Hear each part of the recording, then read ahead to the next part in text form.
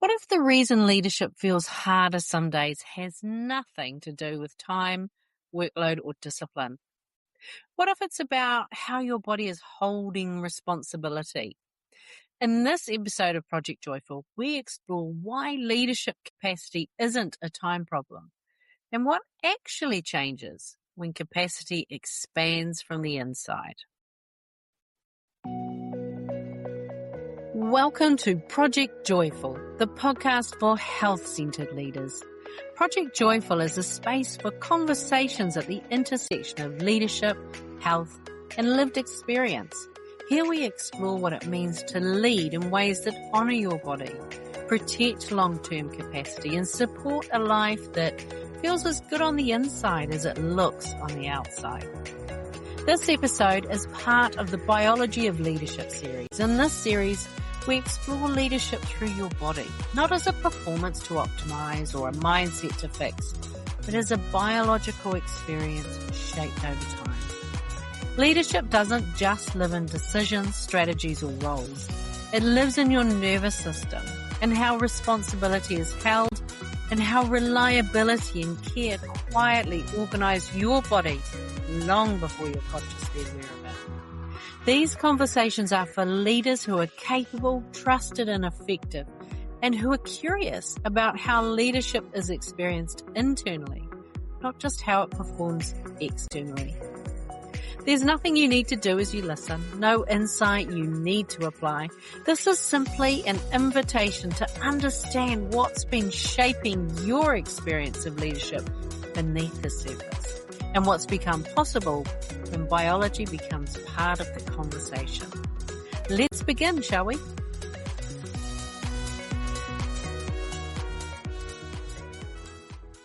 Many of my clients and patients tell me they're exhausted. Not in a crisis way, more in that familiar, contained way. The kind of exhaustion you don't make a fuss about because, well, you've still got responsibilities. You've still got people relying on you. You've still got standards that you expect yourself to meet. And almost always, it's framed as something to push through. This is just what leadership costs, or this is the season. Or this is what happens when you're capable and conscientious and you care about doing things well. There's usually an assumption sitting underneath it all that time is the answer. If things slowed down, if there were fewer demands, if there was more space, the exhaustion would ease. And logically that makes sense, right? More time gives you room to catch up, to think properly, to do things at the level that you're used to. But what I want to look at in this episode is what happens when that logic's already been applied, when you've made changes, when you've taken time off, when the calendar's lighter, and yet leadership still feels heavy in your body. And that's where the conversation really starts, right? What's interesting is how this exhaustion shows up, because it's not always about long hours. It's feeling drained at the end of days that weren't actually that full. It's needing a moment to recover after conversations that on paper were pretty straightforward. It's the second guessing that creeps in, replaying decisions, overthinking emails, putting things off, not because you don't know what to do, but because, well, sometimes you just can't be asked, right? And that in itself feels confusing when you're someone who's usually decisive and capable. Or maybe it's taking time off and still doing a sneaky little check of your work email just to stay on top of things and noticing how quickly your body responds, your shoulders tighten, your system switches on. The sense of rest you were just starting to feel quietly disappears. Not because anything's actually urgent, but because your nervous system has just been reminded that it's still responsible. And sometimes when things are going well, when there's space and momentum, you notice something else.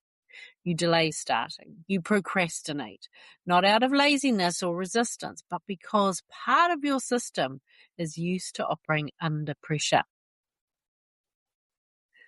There's a familiar buzz in being busy, a sense of aliveness and urgency, and without it, everything feels oddly flat. This isn't something to fix or judge, right? It's simply information. Clear, consistent signals that this isn't really about time at all, but about how your system has learned to carry leadership. And you can have plenty of time, a lighter schedule, fewer demands, and still be running that pattern. Because capacity isn't created by space alone. It's created by how safe your system feels, being in charge, being seen, being responsible. For many women in leadership, that pattern was learned early. Staying alert meant things stayed under control. Being switched on meant things didn't fall apart. And that strategy worked. It's part of why you're here. But the higher the level of leadership, the more that constant readiness starts to cost. Not because you're doing too much, but because your system hasn't been recalibrated for the level of influence that you now hold. And that's why this isn't a time problem. But what if leadership capacity doesn't live in your diary at all? What if it lives in your nervous system? When I talk about leadership capacity, I'm not talking about how many hours you can work or how much you can fit into a week. I'm talking about how much responsibility, visibility, decision-making, and emotional load your body can hold without it costing you afterwards. And when I say costing you, I don't mean anything dramatic. I mean that moment after a meeting or a presentation or a stretch of decision-making where nothing actually went wrong, but you felt flat, heavy, slightly depleted, like you need a minute before you can move on to the next thing. It's that instinct to sit quietly for a bit, to scroll, to grab a coffee or something sweet. Not because the work was hard, but because your system worked hard while you were doing it. So there's a difference between leading and leading in a way where your body is quietly on guard the whole time. Because time doesn't teach your nervous system that it's safe to stand down. You can take time off, you can clear your calendar, you can slow things down externally, and you can still feel internally switched on, still scanning, still half working, even when you're technically resting. And then it's confusing because you did the thing you were meant to do. You rested, you created space, and yet you don't feel restored in the way you expected. Sometimes more time even makes it feel worse.